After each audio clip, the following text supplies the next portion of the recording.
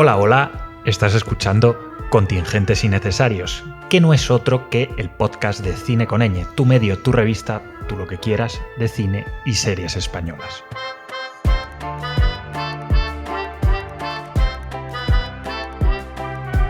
Hoy viajamos hasta la transición, una vez más, sí, pero esta vez para ponernos underground, pero underground de verdad.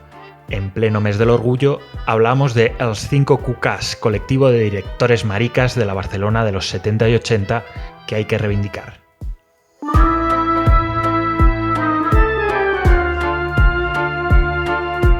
Contingentes Innecesarios, un podcast de Cine con Ñ, con Arturo Tena y José Antonio Cano. Lluís Escribano, Ramón Massa, Enric Benz, Cex Pérez y Alfons de Sierra fueron los Cinco Cucàs, uno de los colectivos cinematográficos más provocadores de la transición, que estuvo activo entre finales de los años 70 y mediados de los 80. Rodaron casi 30 títulos entre largometrajes, mediometrajes y cortos, sobre todo cortos, en los que desafiaron la representación marica, que hoy llamaríamos queer o LGTBIQ+, la representación marica de la época, como ellos la llamaron, un momento muy especial para el país en general, la época en la que estos cineastas empezaron a hacer películas y una época también muy particular para el cine español. Una historia que ahora podemos además conocer en primera persona y con todo lujo de detalles gracias al documental Maricones, el cine dels Cinco Cucàs, que llega ahora a Flixolé, la plataforma del cine español y la que hace posible este programa. Fernando Galindo, un admirador, un amigo, un esclavo, un siervo. Disfruta de Flixolé, la mayor plataforma de cine español. ¿Hispanic hablan? Suscríbete ahora y accede a más de 4.500 títulos de todas las épocas y géneros. ¡Todos somos contingentes! ¡Pero tú eres necesario! Pruébalo gratis 14 días sin compromiso. Después, disfruta de las películas y series por 4,99 euros al mes o 49,99 euros al año. Entra en flixolé.com para encontrar más información. ¡Qué moderno todo y qué bien pensado! Para hablar de este cine tan particular y de este documental estamos los de siempre. Arturo Tena, quien nos habla, y José Cano. ¿Qué tal, Cano? Bueno, hoy podría, pero no voy a hacer chistes de mariquitas. Bueno, mejor. Aunque habría que aclarar que si vamos a usar muchas veces la palabra maricón o maricones, o maricas, no, etcétera, es porque ellos la usaban. De hecho, en el documental explican por qué. Así que, bueno, le daremos una vuelta a esto porque, Cano, no solo vamos a hablar nosotros del documental, sino que en este podcast tenemos el honor de tener las declaraciones de Ricardo González Zulbarán, que es el director de Maricones, el cine dels Cinco Cucàs, y que, bueno, nos sirven de buena base para hablar del cine de este colectivo. Sí, queríamos un poco que fuese él el que nos explicase la génesis del documental. Ahora lo vais a escuchar porque, bueno, tiene el origen del grupo de Els Cinc Cucàs, que nos vais a permitir que lo traduzcamos al castellano, los Cinco Cucàs, porque nuestra pronunciación del catalán no es la mejor. Él nos va a explicar pues un poco por qué se llaman así, de dónde salen estos señores, etcétera, etcétera. Antes de escuchar enseguida a Ricardo González, vamos a oír un poco de este documental de estreno en Flixolé. En aquella época yo no podía decir en casa que iba con aquella gente que me decían els teus amics. Entonces, como no podía decir lo que iba con ellos, pues yo me iba con amigos. Este documental, Maricones, el cine de los Cinco Cucàs, se rodó en 2018, con varios de los componentes del grupo todavía vivos. Ahora mismo, desgraciadamente, solo quedan dos, Lluís Escribano y Cex Pérez, y este trabajo se ha podido ver en festivales como Les Gays Cinemad y otros de temática LGTBIQ+, pero hasta ahora no estaba disponible en streaming. Sí, yo tengo que decir que no lo conocía, ni conocía más allá del nombre a Els Cinc Cucàs, pero bueno, aparte de la entrevista de Zulbarán, digamos que hemos usado, con González Zulbarán, hemos usado de base varios artículos que tiene Alberto Berzosa, que igual a algunos suena, es un investigador, historiador del cine, que tiene un libro además, Homoherejías fílmicas, en el que le dedica un capítulo entero de ese libro solo para este colectivo. Y de hecho Berzosa aparece en la película varias veces, a veces como fuente, ¿no? Como personas sentadas hablando, muy típico de documental. A veces él entrevista a algunos de los protagonistas, por ejemplo a Lluís Escribano. ¿Tú habías visto el documental antes? El documental no, sí que había visto la película que, bueno, un poco la que nos ha llegado de forma un poco más uniforme, digamos, del 5 Cucas, que es También encontré Mariquitas Felices, película del año 1980, que bueno, es la película más conocida y un poco la más representativa un poco del cine que ellos hacían, ¿no? En cualquier caso, es lógico que mucha gente no haya oído nunca hablar de ellos porque eran un colectivo. Cuando decimos underground, no es por hacerlo parecer así más guay o más alternativo o más molón, sino porque era underground de verdad. O sea, es decir, eran un grupo amateur, unos cineastas que hacían cine para pasarlo bien, para disfrutar, en un contexto muy determinado, no cobraban, no tenían una producción detrás, no estaban dentro de la industria, por decirlo en pocas palabras. Rodar les costaba dinero, lo financiaban pues con otros trabajos, con trabajos normales, que no eran del audiovisual. Fuera del audiovisual, ¿no? Y eran trabajos pues dignos, normales, ¿no? Y tenían una distribución, sus películas pues muy limitada, ¿no? Y militante, las dos cosas. Las dos cosas. Incluso en activo se movieron entre círculos bastante reducidos para sus amigos y gente muy metida un poco en el mundo queer del momento, como en la cinefilia un poco que se movía en Barcelona en la época. Sí, por decirlo de alguna manera, el Almodóvar de los primeros 80... comparado con ellos era el mainstream. No era ni provocador, ¿no? Sí, incluso el Eloy de la Iglesia más escandaloso, digamos, y abiertamente subversivo, podría considerarse academicista, ¿no? Comparado con ellos. Sí. Pero bueno, vamos poco a poco a todo esto.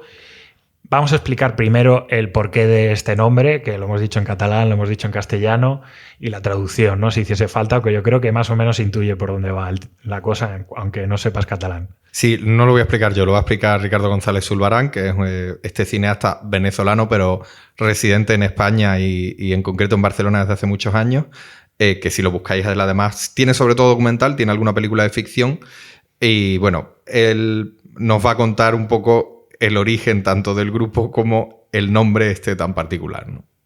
Es un colectivo de cineastas catalanes, todos ellos, los 5, que decidieron hacer cine queer o cine marica, como ellos lo llamaban en los 70. Evidentemente no usaban todavía ni siquiera el término gay. Ellos mismos lo dicen en un momento y de hecho también el título. Nosotros no somos ni LGBTQ, ni gays, ni nada de eso, porque para los 70 nosotros fuimos a la cárcel por ser maricones, nosotros luchamos por los derechos de los maricones, nosotros hacíamos cine para maricones, así que siempre vamos a ser maricones. Y por eso fue que incluso el título ya de por sí es también un homenaje para ellos, ¿no? Que lucharon tanto por reivindicar esta palabra. Entonces, pues en ese momento, como se unieron estas 5 personas, decidieron firmar como un colectivo, y es allí entonces donde dijeron lo que muchos diríamos, bueno, lo hacemos en 5 manos, ¿no? O 10 manos, depende de cómo se diga. Pues ellos dijeron, pues se bautizaron precisamente con su actitud tan transgresora como Els 5 Cucas, los 5 penes, o las 5 pollas, para hacerlo más ilustrativo. Bueno, pues ahí lo tenéis. Si necesitabais aclaración, ellos rodaban a 5 cucas, o sea, a 5 penes, pitos en catalán. Podemos decir que tenía el juego de palabras de que también significa oruga, gusano, ¿no? Tiene este doble juego, ¿no? Como estaba explicando también Ricardo. Y bueno, como estamos diciendo, de gays, homosexuales, nada. Se llamaban orgullosamente a sí mismos maricas o maricones. Que el documental lo explica muy bien y de hecho el título del documental, ¿no? Maricones, viene de ahí, ¿no? De hecho, sí, una de las cosas que vemos al principio del documental es una felación que acaba en castración, sacada directamente de una de las películas del grupo, claro. Sí, machete al machote, Tena. Totalmente. Lo importante a nivel creativo, antes de meternos en qué los llevaba, digamos, a este trabajo y cómo fueron estas películas, es que todos hacen de todo. Eso es un colectivo de cineastas muy horizontal en ese sentido. Dirigen, escriben, montan, interpretan. Todo lo hacen un poco cada uno repartiéndose de forma muy horizontal y muy entre amigos. Al final, cada uno de las responsabilidades que hay detrás de un rodaje al final. Esta parte, el documental la deja bastante clara. Ellos mismos dicen que sus mayores discusiones eran sobre cómo colocar la cámara y demás, y que siempre al final tiran un poco por la vía del medio, ¿no? Un poco por el consenso, que si uno decía a la izquierda, el otro decía a la derecha, pon la cámara aquí, tú, no, yo prefiero ponerla allí, al final decían, bueno, pues la ponemos en medio y ya está, ¿no? Vais a ver que no importa mucho dónde esté la cámara, la mitad de las veces. Es un cine de, pues eso, de producciones, condiciones de producción mínimas, con pocos recursos, algo que el documental de alguna forma también reproduce, pues también es una producción muy humilde, ¿no? E incluso homenajea en su forma de montar o presentar algunas situaciones. Dicho esto, vamos a hablar un poco del contexto político que rodea a los 5 cucas, que es tan importante para el cine que hacían. Sí, vamos a poner un cortecito del documental y ahondamos un poco en lo que se presenta ahí. La cosa empezó en 1970, cuando en las Cortes Españolas se presenta el anteproyecto de ley de peligrosidad y rehabilitación social. Todos los homosexuales, por el simple hecho de serlo, son un peligro para la sociedad. La policía, además de cumplir con su deber sobre el orden público, estaba presente y realizó una de sus típicas cargas, conocidas por todos, en las cuales no suelen hacer ninguna discriminación. Las pobres señoritas y los pobres gays de esta manera se pusieron más histéricos, aún bajando a carrera limpia todas las Ramblas hasta el mismísimo Colón. Esto les costó mucho y sufrieron lo suyo debido a sus vestimentas y calzados, no muy aptos para el atletismo. Bueno, ahí tenéis una breve declaración del activista e historiador Armando de Fluvia dentro del documental y una lectura de una crónica periodística real de la época sobre la primera manifestación del orgullo en Barcelona, también por esos mismos años, ¿no? Y quéjate tú ahora de las tertulias de la tele, ¿eh? Sí, cualquier periodismo que no os parezca muy objetivo en la actualidad, comparado con algunas cosas que se leían en otros tiempos, era para premio Pulitzer, ¿no? Así que bueno, Maricones va a hacer esto varias veces con bastante inteligencia, comparar un cine muy provocador, que pasa más allá del límite de lo considerado como buen gusto entonces, con una realidad que en el fondo era mucho más bestia de lo que realmente se veía en esas películas, ¿no? Es decir, en parte, unas películas como las de Los 5 cucas responden a una realidad que es en sí misma muchísimo más grotesca, mucho más violenta, mucho más dura, ¿no? De lo que realmente están mostrando estas películas. Sí, aquí obviamente pues aparecerán varios historiadores de los derechos LGTBIQ+, o queer, bueno, como los queramos llamar, que te hablan de esas leyes de peligrosidad social que básicamente establecen cárceles para maricas, ¿no? Como se decía en la época, llamadas casi con este nombre, porque se hablaba en documentos oficiales de desviados, y bueno, y parte de la condena es intentar curarte la homosexualidad, ¿no? Que esto ahora nos parece una barbaridad, pero hasta hace muy poquito se consideraba que la homosexualidad era curable, ¿no? Era una enfermedad y se podía revertir. Probablemente estáis pensando ahora mismo en varias ficciones recientes que ya lo han recuperado. Se ve algunos de los presos de la cárcel en Modelo 77 son por peligrosidad social, por ser homosexuales, o si habéis visto la serie Las noches de Tefía, es una colonia penitenciaria donde hay una mayoría de reclusos que son no heterosexuales, por decirlo así, que los intentan curar con trabajos forzados, básicamente. Sí, esto lo resume muy bien un fragmento de una película del grupo. 12 de octubre de 1960. En la escuela he recibido la primera humillación de mi vida. No sé qué hacer con usted, Francisco.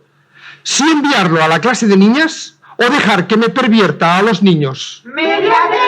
Es que tiene usted un comportamiento rarillo. ¡Mariquita! Nunca le veo jugar a la pelota, ni a guerra con sus compañeros de clase. ¡Juega con las nenas! Me repetirá usted 2500 veces.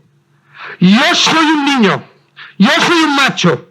Yo soy un varón. Yo soy un hombre. Este diálogo pertenece al largometraje que comentabas tú antes, ¿no? También encontré Mariquitas Felices, que es del año 1980, y está considerado en general crítica, público LGTBI, lo que tú quieras, como su mejor trabajo, del que vamos a hablar un poquito más enseguida. Y es tremendo, ¿no? Ese profesor en un colegio segregado, porque todos los colegios eran segregados en la época, ¿no? Que tiene un niño que se entiende que es un niño un poquito amanerado, que no le gusta el fútbol y por tanto es poco viril y te tienen que castigar, ¿no?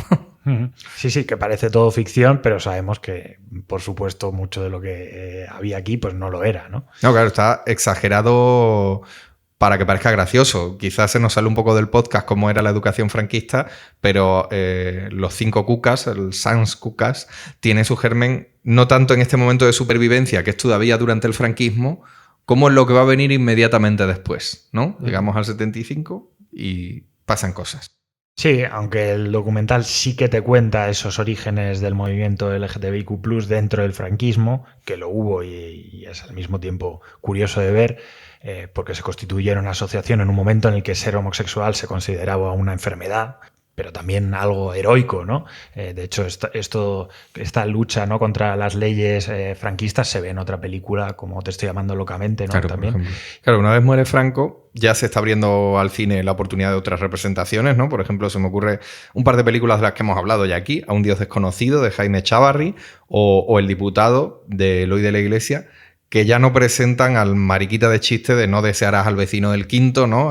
Bueno, sabéis el tipo de representación a la que nos referimos, pero a los 5 cucas tampoco les acaba de funcionar, digamos, esa representación como tan higiénica que era Un Dios desconocido, ¿no? El papel de Héctor Alterio allí. Y ese enfoque, esa incomodidad que tienen ellos con ese tipo de representación, lo explica muy bien dentro de la película, en un corte un poquito largo que vamos a meter, pero que lo deja todo muy claro, el historiador Berzosa, que comentábamos antes.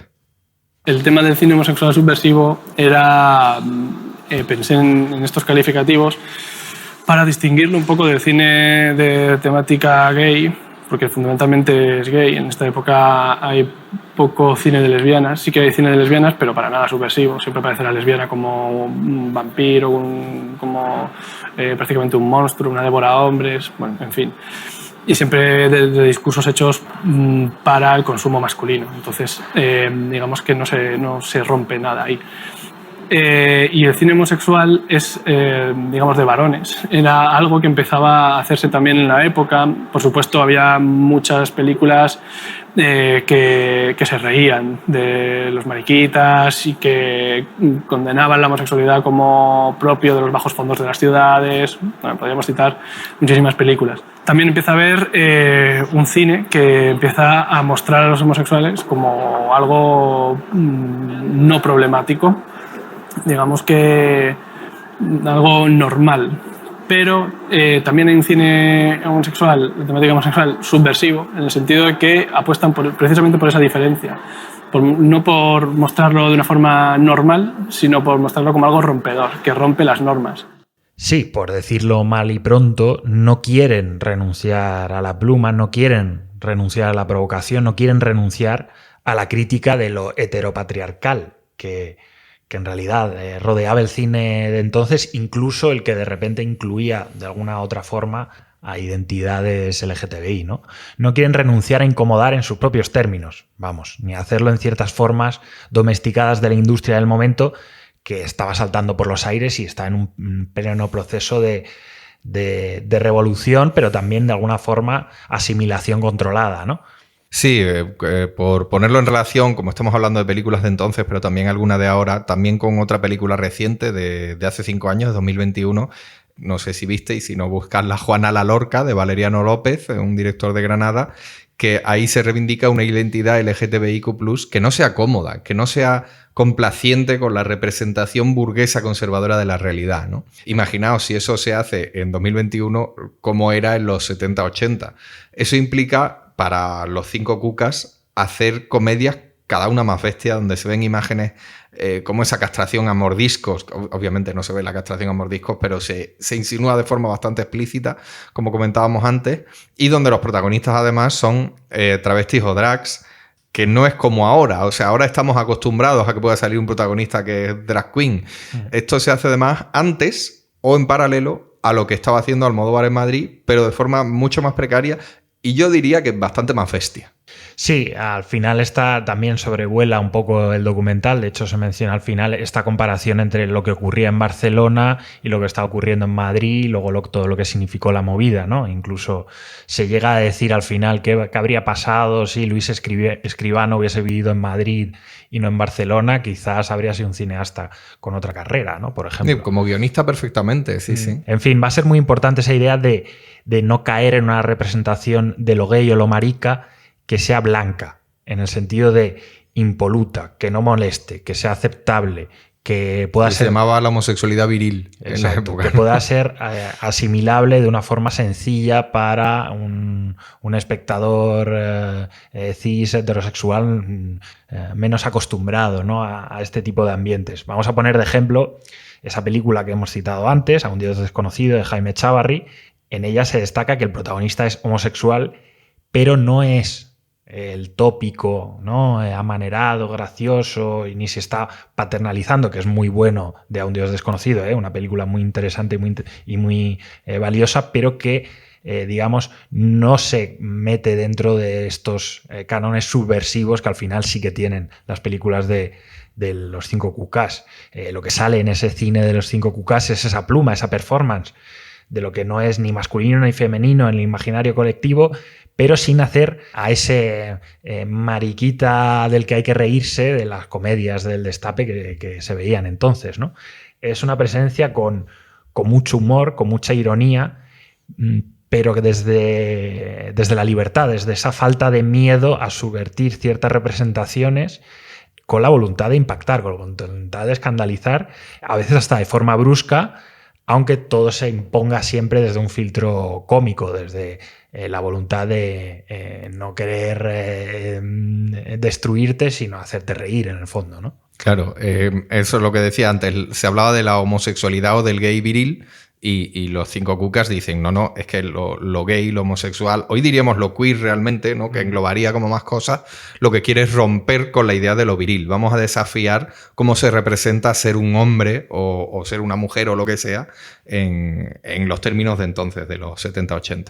Sí, de ahí viene esta clave, ¿no? Del protagonismo y la glorificación del travesti, ¿no? Y diríamos incluso de lo drag como concepto performático, ahora, ¿no? Que ahora implica, ¿no? toda una serie de cosas que ya estaban en las películas de los 5 QKs y que yo creo que interesaría a muchos que están, ¿no? muy dentro de lo drag y que se identifican con ello. Son representaciones muy, muy actuales en el fondo, ¿no? Como también qué pasaría si Lluís Escribano fuese cineasta ahora. Claro. Podría hacer lo que quisiera, ¿no? Exactamente. Además, ellos siempre jugaban con esa idea de tú puedes ver esto como algo gracioso, porque nosotros lo estamos haciendo como algo gracioso, pero realmente... Es una subversión, ¿no? Exacto, luego vamos a escuchar sí. En ese sentido, ¿no? En fin, son hombres cis, ellos, homosexuales, pero que se visten o comportan de manera que entonces se diría... lo que hemos dicho, afeminada, y eso es un desafío completo a lo establecido hecho desde esta forma, ¿no? Es una estética, como se dice en el documental también, claramente camp, ¿no? Otra cosa que también se engloba mucho dentro de lo drag, incluso antes y en otros códigos de lo que luego se asimilaría más en la movida, ¿no? Claro, sí. Y bueno, esto tiene que ver también con la vida que ellos van a tener, tanto como activistas como artistas, ¿no? O sea, ellos fuera de los 5 QKs ya eran activistas, ya son artistas, ya van a seguir siéndolo después, ¿no? O sea, son gente, o sea, solo quedan 2 con vida porque ya son mayores, ¿no? Pero que van a tener, bueno, y esto lo va a explicar mejor Ricardo González Zulbarán en la entrevista esta que le hicimos, porque él además los pudo tratar y bueno, este es el enfoque un poco que él comenta. Ellos lo que querían en cuanto a los derechos de la homosexualidad o en cuanto al estilo de vida del homosexual era que se entendiera que era realmente diferente al heterosexual. Ellos no creían, por ejemplo, que se tenía que ser monógamos, a pesar de que quizá irónicamente Luis tiene nuestro principal protagonista, ¿no? Está casado con su pareja desde que se viven juntos desde los tiempos de sus películas precisamente, y fueron de las primeras personas que se casaron acá en España cuando se aprobó el matrimonio. Pero ya ellos, independientemente de eso, tenían como establecido que la comunidad homosexual no tiene por qué fijarse en la comunidad heterosexual o en su estilo de vida. Entonces ellos abogaban por que no existieran precisamente estos roles, ¿no? De hecho, detestan hablar de roles como tal, rol masculino, rol femenino, de roles sexuales. No les gusta.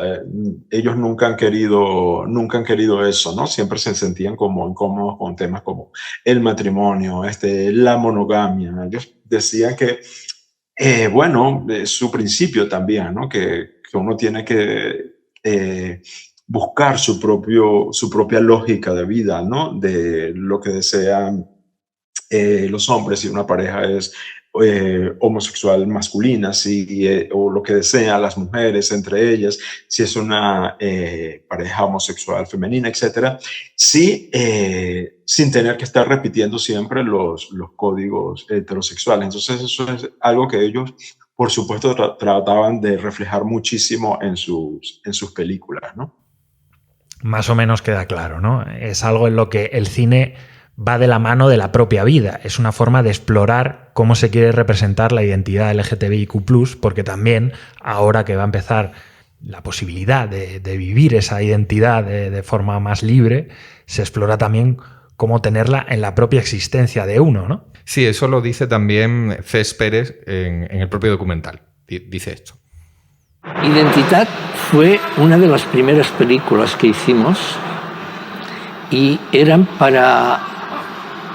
más que nada para enseñar un momento que estábamos viviendo, de que éramos una generación que había pasado de una gran dictadura y represión a una libertad donde no sabíamos muy bien cómo hacer las cosas ni lo que podía representar aquello.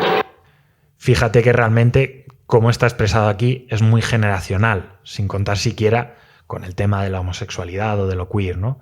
Todo el mundo que vivió la transición podría identificarse con esto que dice aquí Cés Pérez, en el cine de Armiñán, que hemos mencionado antes, incluso el de Garci, ¿no? Que se está rodando al mismo tiempo que el de los 5 Cucás. Todos estos cineastas también van de esto. Sí, es el discurso de Solos en la madrugada. Ya no tenemos papá, nos toca vivir la libertad y hay que ver cómo lo hacemos. Sí, que dice que con la peineta en la cabeza y con orgullo, ¿no? Sí, que bueno, lo que pasa es que el San Cucas no usan eufemismo porque el personaje de Sacristán en Solos en la madrugada, que evidentemente os imagináis que no sabéis qué película hablo, una de las personas a las que se dirige es un hipotético homosexual armarizado en ese discurso nivelador, que Garci incluye también, por supuesto, a los homosexuales y los tiene en cuenta. Les habla como... Está bien, el discurso de Sacristán no lo estamos poniendo mal porque le está hablando como uno igual a esa persona, no lo está paternalizando. Pero le dice, siempre te ha gustado lo otro. Que probablemente un hombre como ese personaje habría dicho siempre lo otro por pudor, por cómo era la época, ¿no? Y al San Cucas dicen, no, lo otro no, nos gustan las cucas, nos gustan... Pues las cucas lo estamos traduciendo como pene, pero realmente lo que significa en jerga de la época es polla, es una forma malsonante de decirlo, ¿no? Es complicado en una filmografía tan poco accesible y a la vez tan prolífica, ¿no? Pero vamos a intentar definir un poco de qué trataban las películas del grupo, cuáles eran las claves de estas películas. Claro, lo primero que os diría, porque es lo que me he encontrado yo al preparar el podcast, no os fiéis de alguna lista que hay por ahí, id a la fuente que mejor lo ha estudiado, que es Berzosa, ¿vale? Este historiador del cine que ha publicado el libro de las homoherejías fílmicas, pero también varios artículos sobre el colectivo. Son casi 30 películas, ¿vale? La mayoría, como es lógico, son cortos, pero hay unos 8 largometrajes, la mayoría dificilísimos de encontrar. El más fácil, el que os comentaba Arturo antes, que es También encontré mariquitas felices. De hecho, sería maravilloso si ahora Flixolé intenta estrenar las que estén en condiciones, porque a saber también cómo se han conservado y dónde, probablemente pues Lluís Escribano y Cés Pérez las tengan por ahí todavía, ¿no? Quizá, eso lo comentaremos luego, en una filmografía tan extensa podemos volver a agarrarnos a También encontré mariquitas felices, ¿no? Y no lo decimos nosotros, es la que destaca la investigación cinematográfica, la que se destaca desde el activismo, la que se ha recuperado más veces, creo que Cineteca Madrid la ha puesto alguna vez, estuvo en el Festival Márgenes, lo estoy diciendo de memoria, pero me suena muy fuerte que fuese en el Márgenes. La película la ruedan ya en 1980, llevan 5 años en activo, acumulan cierta experiencia. ¿Y qué es lo interesante? Pues que muchas de sus películas son bromas muy provocadoras, con una intención artística, activista, militante, pero es que en esta, además de todo eso, además de ese estilo camp, además de esa comedia muy negra, con muy mala idea, hacen un recorrido por la historia del activismo LGTBIQ+ en España. En 1980, cuando esa historia de ese activismo tiene a lo mejor 15 años. Tiene más porque antes del franquismo ya existía, pero bueno, la que han vivido ellos. Y es muy interesante porque hay un nivel de autoconciencia muy grande en decidir hacerlo así, ¿no? Sí, en ese sentido es un documento interesantísimo. En 1980, repetimos el año porque es impactante. Es un elemento fundamental, es esta carga, ¿no?, de autoconsciencia política que decimos, de querer establecer una genealogía determinada de qué es el movimiento y cuáles son sus puntos clave, ¿no? Sí, por ejemplo, el protagonista tiene un mejor amigo del que estaba enamorado, que entendemos, la verdad es que no sé si se llega a decir que era heterosexual, que muere en una manifestación. Que esto ahora nos parece muy bestia, pero en realidad en 1980, si tú te movías en cualquier movimiento social, todos tenían un amigo que había muerto en una manifestación. Es que, es flipante, es que hemos hecho un blanqueado de esa época bastante grande. Y esto se confronta el estilo de vida de los personajes no heterosexuales con la familia normativa. Y hay argumentos que ahora los tenemos muy vistos, pero porque es ahora, porque estamos en 2026, que en 1980 son muy provocativos, como el de cambiar de acera a un padre de familia muy machote, muy viril, ¿no? Sí, esto hay que aclararlo porque aunque haya mucha bromita erótica, ¿no?, en realidad vienen a decir que nadie, entre comillas, se convierte, ¿no? Muchas veces en esta película, con más autoconsciencia que en otras, se ridiculiza la otra performance, digamos, que es la de que el que no es ese macho viril que le pide la sociedad, pero que está fingiendo serlo, ¿no? Claro, que demuestra, que demuestra un grado de análisis bastante importante, obviamente, si no, no estaríamos hablando de las películas, ni habrían pasado la historia, ni habría estudios completos sobre ellas, ¿no? Porque además es algo liberador. Quiero decir que podía pasar en una película del Destape, os podéis encontrar que de repente resulta que un señor que iba del más macho del barrio resulta que es homosexual.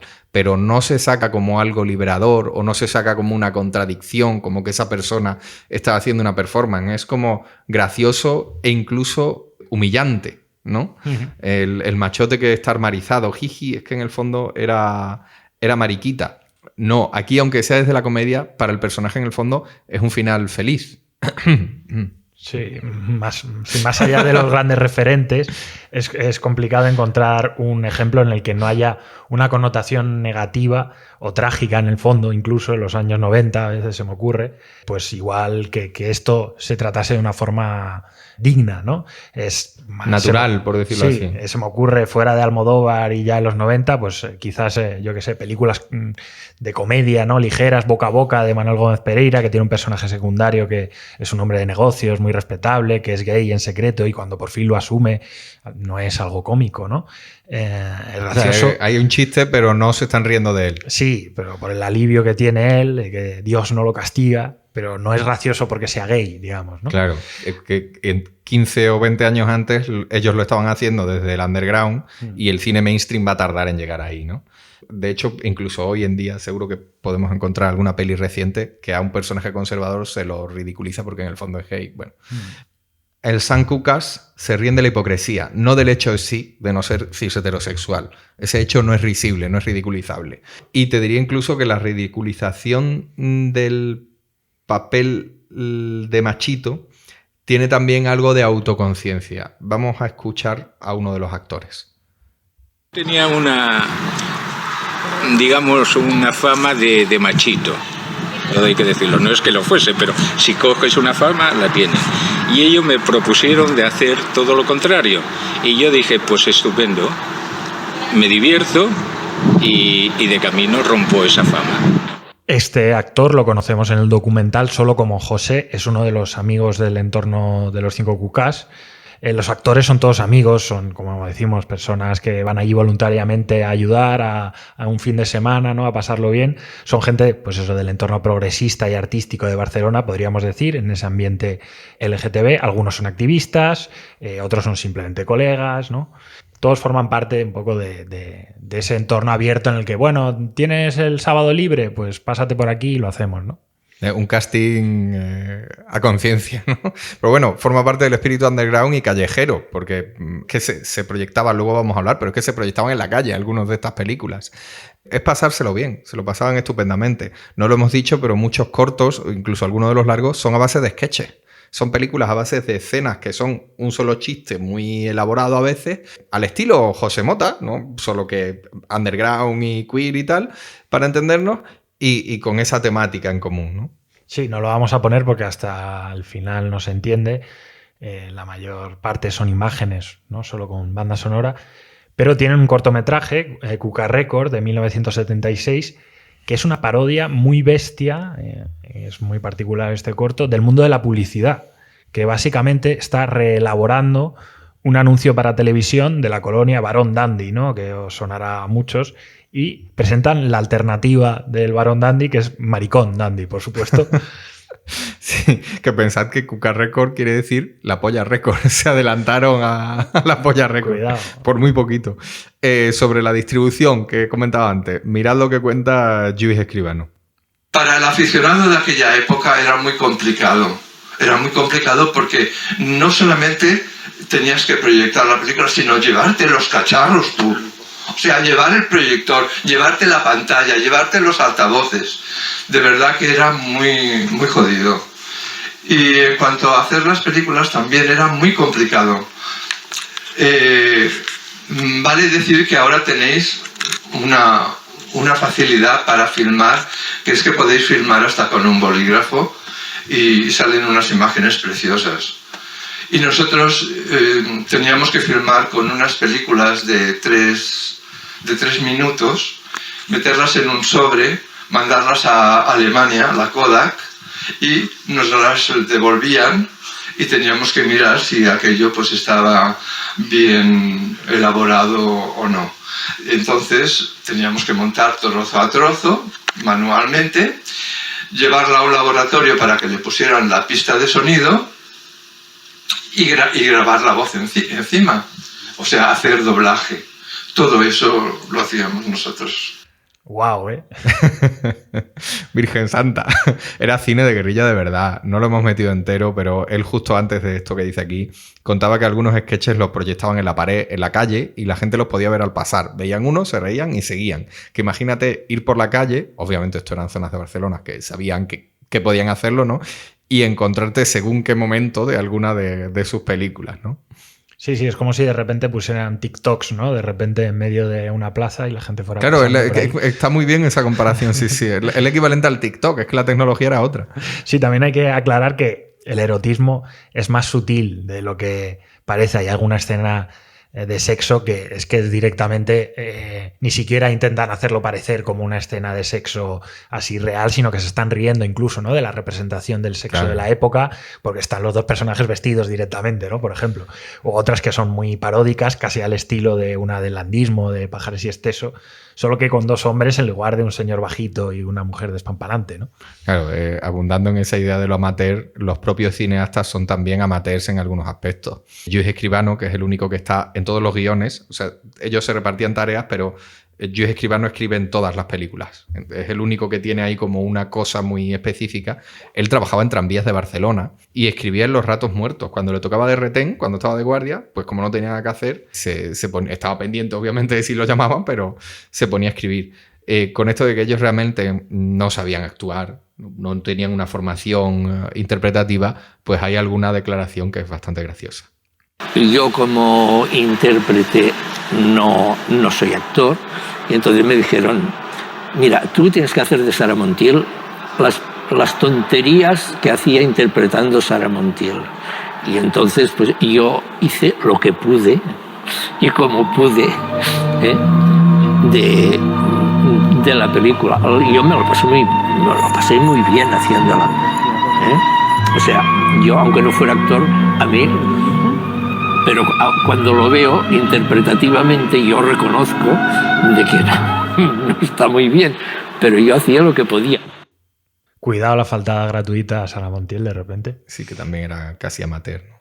Bueno, se le perdona en este caso a Céspedes porque él admite que se lo pasó en grande, pero que él no era actor, ¿no? Ese espíritu disfrutón, ese espíritu, pues eso, aficionado, está en todo este cine. La referencia además a Sara Montiel no es gratuita, porque ellos, primero que lo hacen desde la admiración, o sea, hay una broma ahí, pero hay una admiración por Sara Montiel. Y aparte es que el cine que ellos hacen es muy cinéfilo. Se está hablando todo el tiempo con lo que está en la cartelera de entonces, pero sobre todo con la educación cinematográfica de la que venía esa generación. Sí, volviendo a las constantes del grupo, de su cine, podemos hablar también de varios de los largometrajes de los 5 Cucas, como básicamente reformulaciones gays del cine mainstream. Esto también es muy interesante. Por ejemplo, una cosa que comentan, este mismo actor, director, lo que hiciese falta, que era Cés Pérez, él era como el guaperas, era el más jovencito, era así muy mono, delgadito, ¿no? Y entonces él solía hacer el papel que en una peli de amor heterosexual habría hecho la chica, ¿no? Esto nos lo va a explicar González Zulbarán, el director del documental. Bueno, una de las que ahora mismo se me vienen así a la mente muy claras es los westerns, ¿no? Las películas de vaqueros que estaban tan en boga, hicieron esto de allá del rancho Culver, donde es lo mismo, siempre lo decíamos en broma, incluso antes de Brokeback Mountain estuvo el rancho Culver, que es justamente una película de vaqueros tal cual, homosexuales, ¿no? Justamente subvirtiendo lo de que para ese momento, gracias al cine, el vaquero era una figura como súper de macho, ¿no? Y luego, pero bueno, tenemos Los pájaros toman el último tranvía, donde subvierten también un tranvía llamado Deseo. En fin, que sí, que era una de las cosas que más les apasionaba a ellos, subvertir, tomar el cine clásico, bueno, hoy día clásico, para el momento era prácticamente el cine popular, el cine taquillero de la época, el que marcó a toda esta generación, y tomarlo y hacerlo suyo, ¿no? Al oeste del rancho Culver, es del año 1982, ya ves que ellos conforme avanzan pues se van complicando la vida, van haciendo como cositas más complejas. Es básicamente, vamos a coger el epítome de lo machote, el cowboy, y lo hacemos gay. Quizás los 80 no es una época del western, ya en los 70 el género estaba pasado de moda, pero le está hablando a la educación sentimental o narrativa que había tenido toda su generación, ¿no? Sí, aquí también adelantándose a Almodóvar y a Extraña Forma de Vida, ¿no? Bueno, y a Brokeback Mountain, ¿no? Como eso, 20 o 30 años antes de Brokeback Mountain. Sí, toda esta cosa de agarrar un tópico cinematográfico y ponerle un protagonista homosexual y además hacerlo sin concesiones, travesti, etcétera, etcétera, todo lo que tenía el cine de los 5 Cucas, también está, por ejemplo, en Oscar for Murder de 1986, su último largo, en el que Sherlock Holmes y el Dr. Watson reciben el encargo de investigar quién está asesinando a los ganadores de la última edición de los premios Oscar. O sea que desde ahí hay una dimensión meta añadida y es una subversión, pues eso, ya lo último, gay, meta, tópico cinematográfico, está de todo, ¿no? Y además todo queda en familia porque el actor que hace de Watson es el que luego se ha convertido en el marido de Lluís Escribano. Bueno, luego cuando se pudieron casar, pero que ya empezó a ser a su pareja entonces, ¿no? Sí, de Oscar for Murder se ha destacado también que es como el gran logro de esa estética camp que hemos mencionado antes del grupo. Sí, lo que resulta llamativo porque Oscar for Murder y Al oeste del rancho Culver ya son propuestas muy complejas, sobre todo teniendo en cuenta los pocos medios que ellos tenían, que con toda esa elaboración de la que eran capaces no saliesen de este underground de los 80, ¿no?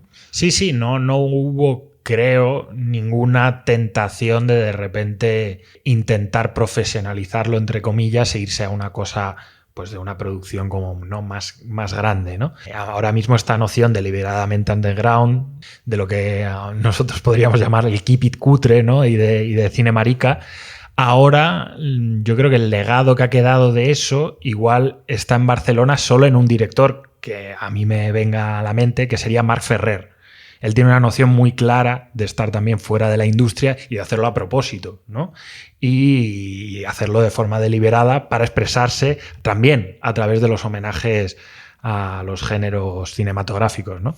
Pero bueno, volviendo al documental, Maricones, el cine de los 5 Cucas, hay una conversación entre Versosa, el historiador, y Lluís Escribano, que va a definir todo esto que estamos hablando muy bien. Yo tenía un guión y Raúl Contel, que es un director bastante afamado, nos invitó a dirigirlo él. Y entonces vino, nos sentamos, hicimos una reunión del guión y... sí, porque esto, uy, qué gracioso sería, uy, esto, qué divertido sería. Y nos levantamos de la mesa. No, Raúl, lo siento, no lo haremos. Porque lo que él veía divertido y gracioso, para nosotros no lo era. Para nosotros era una subversión. No era un chiste. No era un chiste. Tú, si quieres, cógelo como chiste. Muy conciso. Hay humor negro, hay parodia, pero hay determinados elementos que no son lo que decíamos antes, graciosos o simpáticos porque ellos intentasen hacerlo así o tal, sino porque estos son de querer darle una vuelta, mirar hacia el otro lado de lo establecido, ¿no? Es, como estábamos diciendo, una subversión en toda regla. Claro, es una decisión tanto estética como activista, además. Que ellos ya te están diciendo que no tienen problema, que tú si quieres hacerlo comedia más tontorrona, hazlo. Pero lo que quieren hacer ellos es ese giro, ¿no? Es un cine que además no va a llegar hasta festivales hasta muchos años después. O sea, ellos han llegado a festivales siendo homenajeados. Lluís Escribano y Cés Pérez son los que han presentado sus películas en eventos. Algunas de las declaraciones del documental salen de ahí, por ejemplo, pero en su momento el circuito era mucho más restringido. Era o dentro de Barcelona, del espacio alternativo progresista allí de la ciudad, o en ambientes exclusivamente del activismo queer. En el resto, fuera de Barcelona, solamente en ese circuito poco más o menos, ¿no? Que por otra parte es el que ha permitido también estudiarlo luego, claro. Claro, además hay una cosa que se ve en el documental que explica también mucho, que es que Lluís Escribano fue a llevar las películas a la Filmoteca de Cataluña para adornarlas allí, pero como les dijeron que había que hacerlo, había que llevar las películas a determinadas horas para que las pudiesen recibir, no sé qué, Lluís se enfada y las acaba tirando todas a la basura. Que es un gesto muy coherente con lo que fueron el Sant Cucas, ¿no? Es casi una performance. Sí, tal cual. Y de hecho la reproducen, ¿no? Para el documental. Así que bueno, obviamente antes había digitalizado todo el material, ¿no? Pero esto ha significado que no ha habido posibilidad, digamos, de ir a los materiales originales y quizá restaurarlos, hacer algún tipo de tratamiento.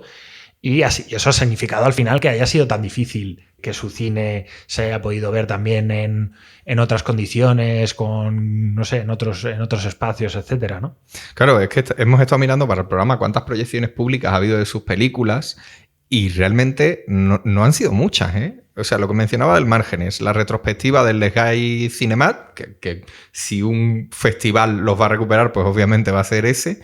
Y luego, por ejemplo, en Cineteca aquí en Madrid, varios de sus cortos, algún pase suelto, obviamente se han proyectado mucho más en Barcelona y ya. Sí, luego todo lo que ha acompañado un poco a este documental, que bueno, ha sido lo que realmente los ha traído, ¿no? Un poco al presente otra vez, ha sido a través de Maricones, el cine de los 5 cucás, ¿no? Que ahora lo tenéis en Flixolé y os sirve para las dos cosas, o sea, sirve para el que ya los conociese, para saber cómo fue su historia de boca de dos de ellos por lo menos, ¿no? Y bueno, y de varios investigadores que han estudiado su trabajo, y luego para los que os estéis enterando de quiénes eran con este programa, pues ya sabéis que os tenéis que ir al documental de cabeza. Sí, un documento que también en su humildad, ¿no? que reproduce mucho de lo que hacía el colectivo, sirve mucho para identificar su importancia, ¿no? Y bueno, pues con esta recomendación final, que no nos queda tiempo para más, como siempre, acabamos este Contingentes Innecesarios. Lo hacemos felices de haber podido reivindicar este cine alternativo, pero alternativo de verdad. Testimonio de una época donde no era tan fácil rodar y que se exigía de un compromiso hasta para pasarlo bien, de la forma que tú quisieras, en libertad, ¿no? Ese compromiso lo tuvieron, sin duda, los 5 cucás, que merecen estar en el radar de ese canon histórico del cine español que sigue necesitando ensancharse para poder acoger la verdadera diversidad de miradas que lo componen, también desde verdaderos elementos contraculturales como estos. Hasta muy pronto. Hasta pronto.